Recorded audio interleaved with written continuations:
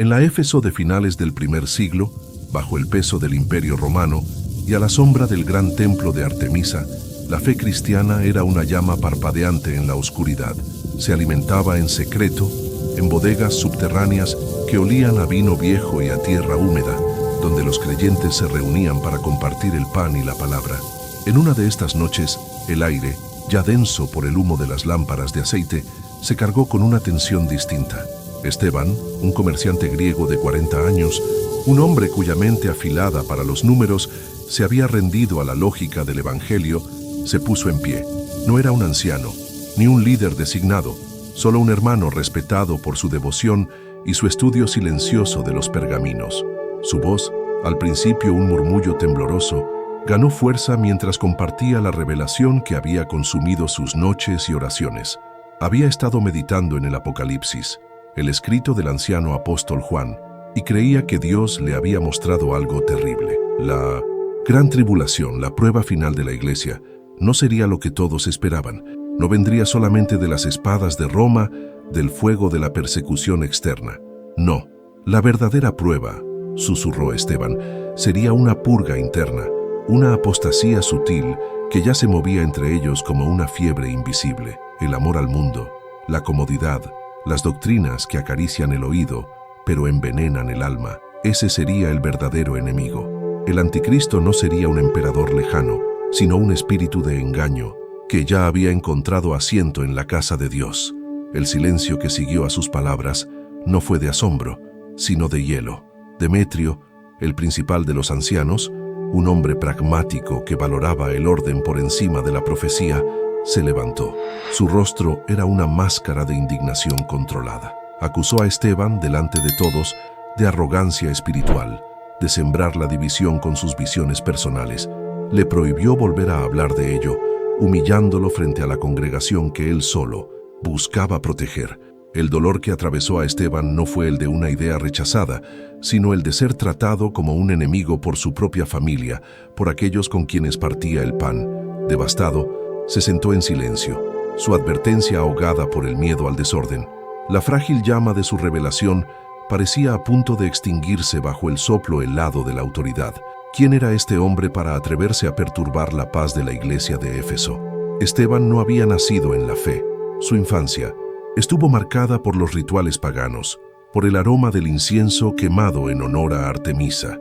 Su familia era de las que creían en los dioses de piedra y en el poder del imperio, pero su mente analítica, la misma que le permitía prosperar en el comercio, siempre buscó una verdad más sólida, una que no se erosionara con el tiempo.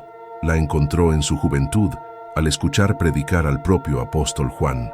Las palabras del anciano sobre el amor encarnado, sobre la verdad que libera, rompieron las cadenas de su antigua vida. Su conversión fue radical y le costó todo: la relación con sus padres, su posición social, el negocio familiar, pero había encontrado un tesoro por el cual valía la pena venderlo todo. No recibió una promesa espectacular, ni una visión de ángeles. Recibió algo más profundo, una convicción silenciosa, una certeza que crecía en su interior de que Dios le daría entendimiento para discernir los tiempos.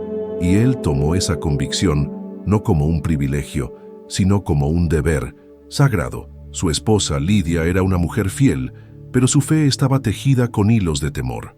Lo amaba, lo apoyaba en la intimidad de su hogar, pero le rogaba que no desafiara a los ancianos, que no agitara las aguas. Su único amigo verdadero entre los líderes, Gayo, un hombre de fe profunda, yacía enfermo, su voz demasiado débil para defenderlo en público. Y así, su principal antagonista era Demetrio, quien no veía en las palabras de Esteban una advertencia divina, sino una amenaza directa a su autoridad, una chispa que podía incendiar la frágil unidad que tanto le había costado construir. La acusación de buscar protagonismo era la más cruel de todas, pues todos sabían que la riqueza de Esteban no se usaba para su propia gloria, sino para sostener a las viudas y los huérfanos de esa misma comunidad que ahora lo miraba con recelo. El silencio impuesto a Esteban se convirtió en un veneno que se extendió lentamente por la comunidad. La orden de Demetrio no fue suficiente. Comenzó una campaña de desprestigio. En sus predicaciones, El anciano hablaba con astucia sobre los falsos profetas, sobre los visionarios que, con la excusa de una revelación, solo buscaban perturbar la paz del rebaño. No mencionaba a Esteban por su nombre, pero no era necesario. Cada palabra era una piedra lanzada contra él. La congregación, que antes lo respetaba por su generosidad y su estudio, ahora lo miraba con sospecha. Los saludos se volvieron fríos, las conversaciones se interrumpían cuando él se acercaba. Viejos amigos cruzaban la calle para no tener que hablar con él. Se había convertido en un paria dentro del único refugio que le quedaba en el mundo. En la soledad de sus noches, Esteban clamaba a Dios. Buscaba una señal, una confirmación, un susurro que le asegurara que no se había equivocado. Pero solo encontraba silencio, un silencio vasto y pesado que comenzó a corroer su certeza. Y si Demetrio tenía razón, pensaba en su angustia. Y si he confundido mi propia ansiedad, mi miedo por el futuro, con la voz de Dios. Esta sequía espiritual se convirtió en su prueba más dura, más dolorosa que el rechazo de los hombres. Y tú, que me escuchas, ¿alguna vez has sentido ese silencio ensordecedor de Dios cuando más necesitabas una respuesta? El clímax de su desamparo llegó una noche, cuando Lidia, su esposa, con el rostro bañado en lágrimas, le suplicó que se retractara, que pidiera perdón a los ancianos, que negara su revelación para poder recuperar su vida, su paz, su lugar en la comunidad. En ese instante, Esteban se sintió completamente solo, rechazado por su iglesia, dudando de su Dios y a punto de perder el único apoyo que le quedaba. El abandono era total. La oscuridad parecía haberlo devorado todo. Huyendo de la presión de su hogar y de las miradas acusadoras en la ciudad, Esteban se retiró a una pequeña cueva en las colinas que rodeaban Éfeso. Llevó consigo solo una lámpara de aceite y el pergamino del Apocalipsis. Allí, en la soledad y el silencio, no buscaba ya una defensa, sino simplemente sobrevivir. No hubo una voz audible que rompiera la quietud de la cueva. No hubo una visión de ángeles descendiendo. La respuesta de Dios llegó de una forma mucho más profunda. Mientras sus ojos recorrían una vez más las palabras del apóstol Juan, bajo la luz temblorosa de la lámpara, el Espíritu Santo descendió sobre él. No le dio nueva información, no le reveló secretos arcanos, le dio algo infinitamente más valioso, una paz que sobrepasaba todo entendimiento, una calma sobrenatural que inundó su alma y silenció el torbellino de dudas y miedos. En esa quietud, la verdad que ya había visto se confirmó, pero su propósito se reveló por completo. Comprendió que su llamado no era convencer a los líderes ni ganar un debate teológico. Su misión no era ser un profeta aclamado por las multitudes. Su llamado era ser un testigo sufriente, un ejemplo vivo de la perseverancia y la fidelidad que su propia revelación describía. La victoria no consistía en que Demetrio admitiera su error, sino en que él, Esteban, se mantuviera fiel en medio del rechazo. El miedo y la duda se desvanecieron, reemplazados por una determinación serena. Ya no necesitaba la aprobación de los hombres, porque había recibido la del cielo. Su misión se había vuelto clara. Regresó a la ciudad, a la comunidad, no para discutir, no para defenderse, sino para amar y servir en silencio, con una nueva autoridad que no emanaba de la elocuencia, sino de la paz que ahora reinaba en su corazón. Pocos meses después, un edicto del procónsul romano llegó a Éfeso.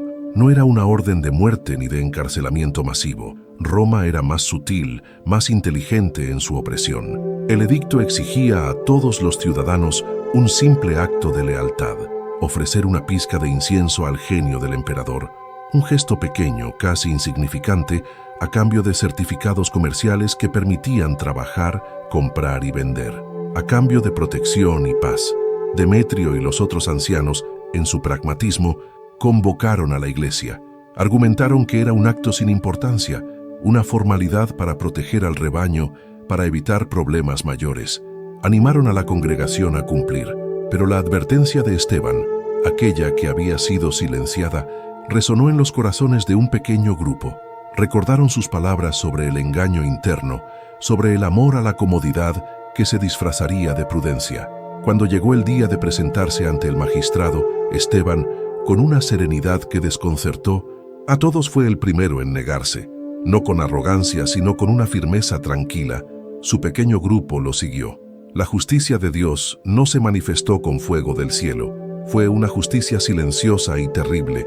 La negativa de Esteban y los suyos no los llevó al martirio, sino a la confiscación de sus bienes, a la ruina económica y a la exclusión total de la vida pública. Mientras tanto, Demetrio y los que ofrecieron el incienso conservaron sus posesiones, sus negocios y su aparente paz. Pero su autoridad espiritual se desmoronó, la comunidad se fracturó, y ahora todos veían con una claridad dolorosa quién se había mantenido fiel a Cristo y quién había amado más la seguridad del mundo. La advertencia de Esteban se había cumplido ante sus propios ojos. Él, empobrecido y marginado por el imperio, se convirtió en el líder moral del remanente fiel. Su nombre era susurrado con reverencia, no como el de un profeta de visiones extrañas, sino como el del hombre que vio la verdad cuando todos los demás estaban ciegos. El que demostró que la verdadera prueba no siempre llega con la violencia de un león, sino con el susurro seductor de un pequeño compromiso. El silencio en la bodega no era un vacío, era un peso que aplastaba el aire denso, ya cargado con el olor a vino viejo, a tierra húmeda y al humo de las lámparas de aceite. Un instante antes, la voz de Esteban había llenado el espacio, una voz temblorosa pero encendida, con la certeza de una revelación divina. Había hablado de una prueba que no vendría de las espadas de Roma, sino del corazón mismo de la Iglesia. Una apostasía sutil, un amor por la comodidad que envenenaría el alma. Ahora, el silencio era la respuesta, y en ese silencio, Esteban sintió un frío que ninguna catacumba podría explicar. No eran los ojos del emperador los que lo juzgaban, sino los de sus hermanos. Vio la confusión, el miedo, y luego, en el rostro de Demetrio, el principal de los ancianos, vio algo peor, una indignación helada. Demetrio se puso en pie, su figura alta proyectando una sombra que pareció devorar la pequeña llama de la lámpara más cercana. Su voz no fue un grito, fue un cincel, tallando cada palabra con una autoridad que no admitía réplica. Arrogancia espiritual, siembra de división, esas fueron las acusaciones. Le prohibió volver a hablar de ello, humillándolo frente a la misma familia por la que creía estar arriesgando su vida. El dolor que atravesó a Esteban no fue el de una idea rechazada, fue la herida de ser llamado enemigo por aquellos con quienes partía el pan. La Escritura advierte que los hombres amaron más las tinieblas que la luz, porque sus obras eran malas, y en esa bodega, la luz de una advertencia incómoda fue rechazada para preservar una paz frágil, una unidad construida sobre el miedo al desorden. Lo que estaba en juego no era solo el futuro de la iglesia de Éfeso, sino el alma de un hombre que había sido obediente a la voz de Dios.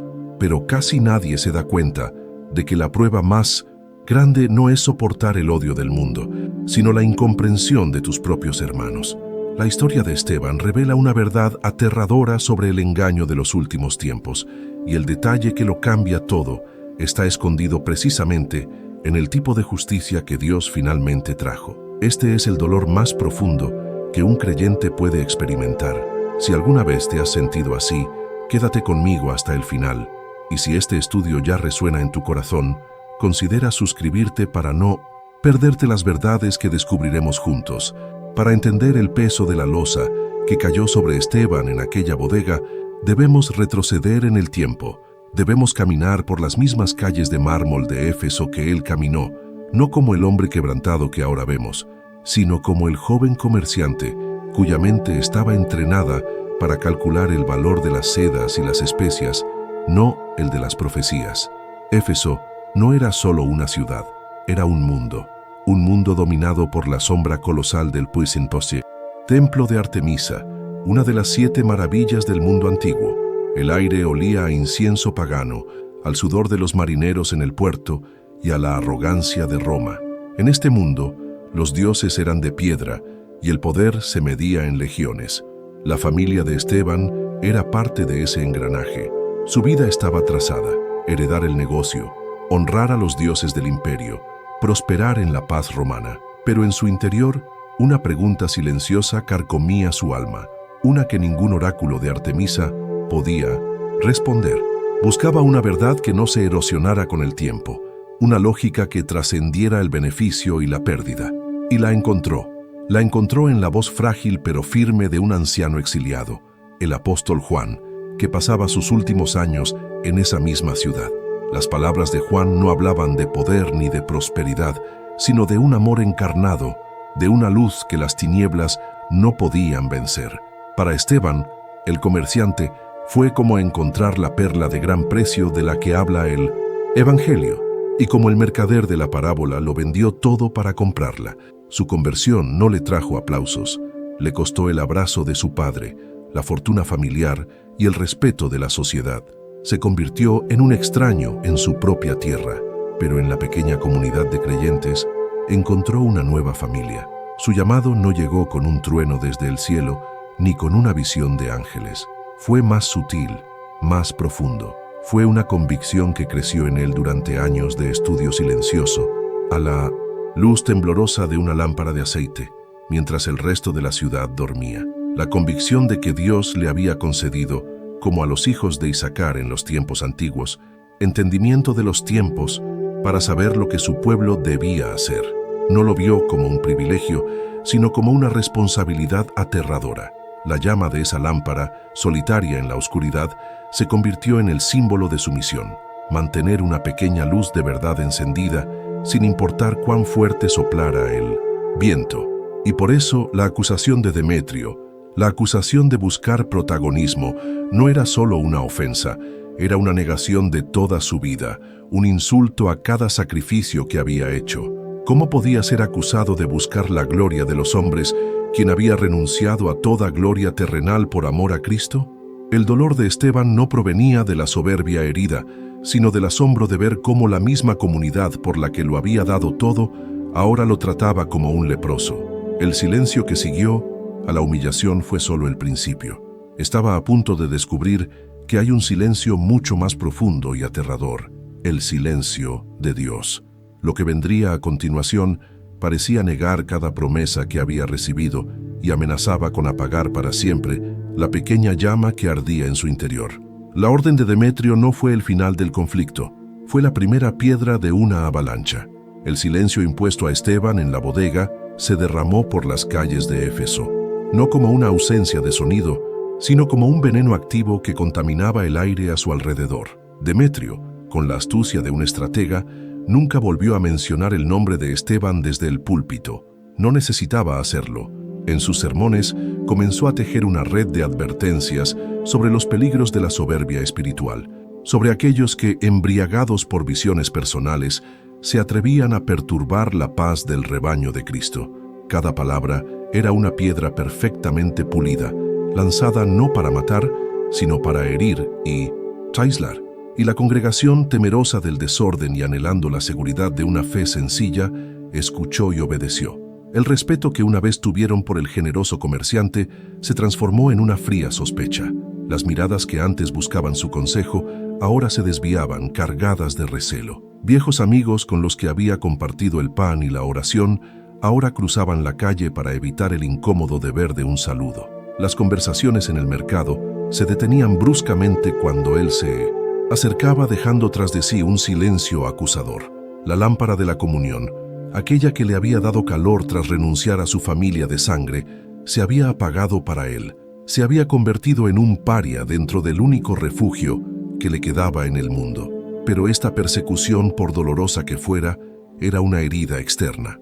La verdadera agonía comenzó en el santuario de su propia alma, en la soledad de sus noches, mientras la ciudad dormía bajo la vigilante mirada de la Artemisa de mármol.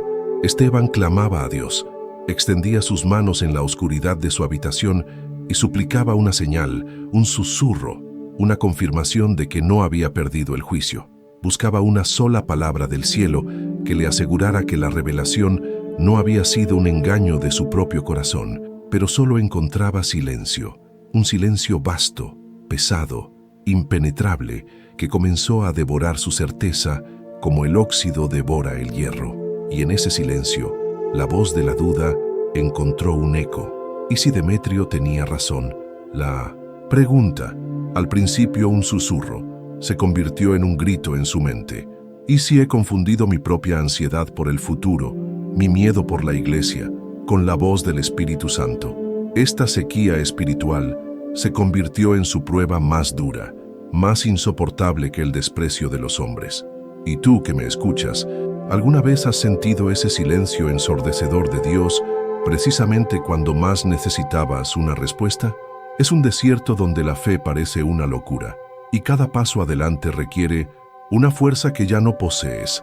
Esteban estaba perdido en ese desierto, y la última fuente de agua estaba a punto de secarse. El golpe final no vino de sus enemigos, sino del amor. Una noche, Lidia, su esposa, la única persona que aún se sentaba a su lado, entró en la habitación donde él oraba.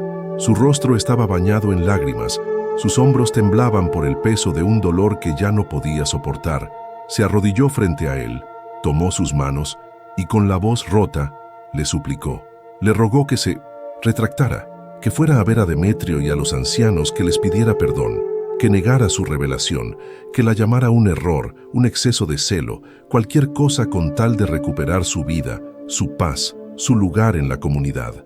No lo hizo por malicia, sino por un amor desesperado que ya no podía verlo sufrir.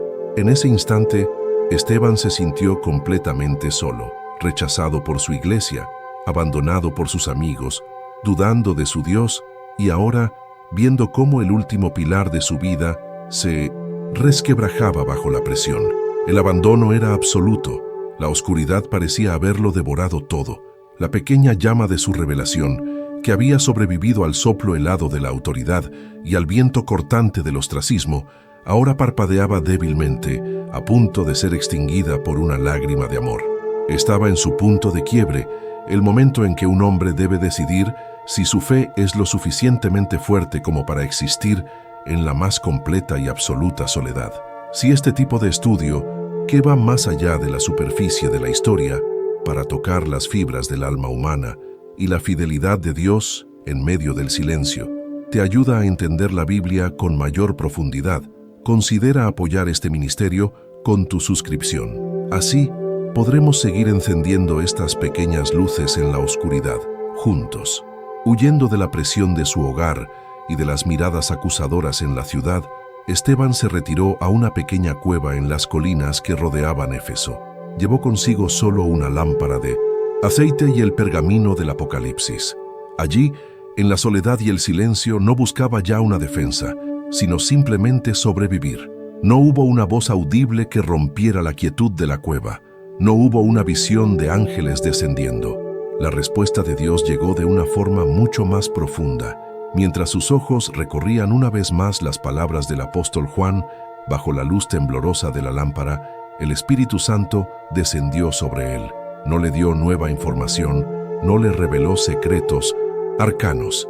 Le dio algo infinitamente más valioso, una paz que sobrepasaba todo entendimiento, una calma sobrenatural que inundó su alma y silenció el torbellino de dudas y miedos. En esa quietud, la verdad que ya había visto se confirmó, pero su propósito se reveló por completo. Comprendió que su llamado no era convencer a los líderes ni ganar un debate teológico. Su misión no era ser un profeta aclamado por las multitudes. Su llamado era ser un testigo sufriente, un ejemplo vivo de la perseverancia y la fidelidad que su propia revelación describía.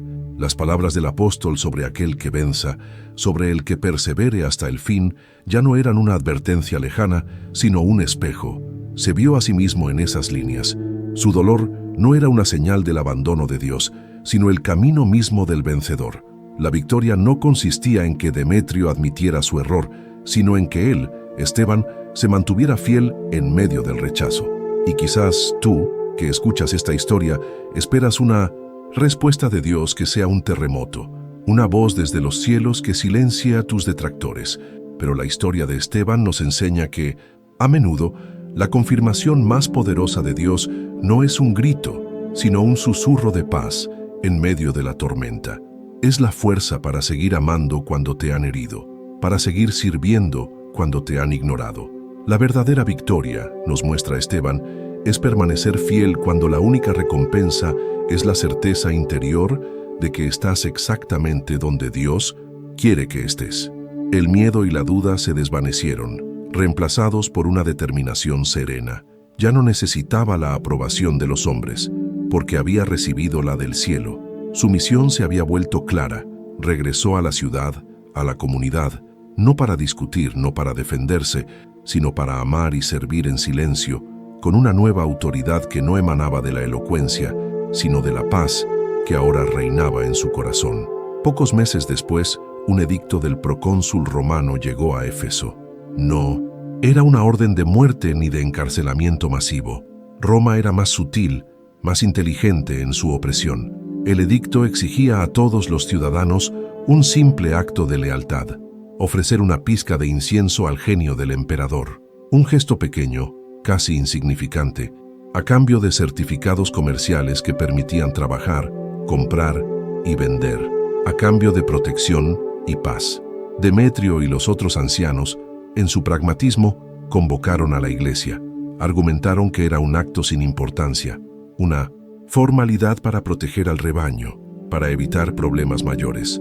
Animaron a la congregación a cumplir, pero la advertencia de Esteban, aquella que había sido silenciada, resonó en los corazones de un pequeño grupo. Recordaron sus palabras sobre el engaño interno, sobre el amor a la comodidad que se disfrazaría de prudencia. Cuando llegó el día de presentarse ante el magistrado, Esteban, con una serenidad que desconcertó a todos, fue el primero en negarse, no con arrogancia, sino con una firmeza tranquila. Su pequeño grupo lo siguió. La justicia de Dios no se manifestó con fuego del cielo. Fue una justicia silenciosa y terrible. La negativa de Esteban y los suyos no los llevó al martirio, sino a la confiscación de sus bienes, a la ruina económica y a la exclusión total de la vida pública. Mientras tanto, Demetrio y los que ofrecieron el incienso conservaron sus posesiones, sus negocios y su aparente paz. Pero su autoridad espiritual se desmoronó. La comunidad se fracturó y ahora todos veían con una claridad dolorosa quién se había mantenido fiel a Cristo y quién había amado más la seguridad del mundo. La advertencia de Esteban se había cumplido ante sus propios ojos. Él, empobrecido y marginado por el imperio, se convirtió en el líder moral del remanente fiel. Su nombre era susurrado con reverencia, no como el de un profeta de visiones extrañas, sino como el del hombre que vio la verdad cuando todos los demás estaban ciegos, el que demostró que la verdadera prueba no siempre llega con la violencia de un león, sino con el susurro seductor de un pequeño compromiso. La promesa que Esteban recibió en su juventud, la de entender los tiempos, no era para que se convirtiera en un oráculo famoso, sino para que fuera un faro en la niebla. El dolor del rechazo y el silencio de Dios no fueron un castigo, sino el crisol que purificó su fe, quitando la necesidad de aprobación humana y dejando solo la dependencia de Dios. Y el propósito final se cumplió, no en una gran victoria pública, sino en la preservación de un pequeño rebaño que no dobló su rodilla. La historia de Esteban nos enseña que la fidelidad a Dios a menudo será vista como una locura por un mundo, e incluso por una iglesia, que valora la comodidad por encima de la convicción. La justicia de Dios no siempre es un estruendo, a veces es una separación silenciosa que revela dónde reside verdaderamente el corazón de cada uno. Por tanto, mantente firme en la verdad que has recibido, aunque te cueste la aceptación de los hombres. Persevera en el silencio de Dios, confiando en que Él está forjando en ti un carácter inquebrantable. Elige la santidad por encima de la seguridad, pues el mundo pasa, pero el que hace la voluntad de Dios permanece para siempre. Si esta palabra te ha edificado, compártela e inscríbete para que caminemos juntos en nuevos estudios.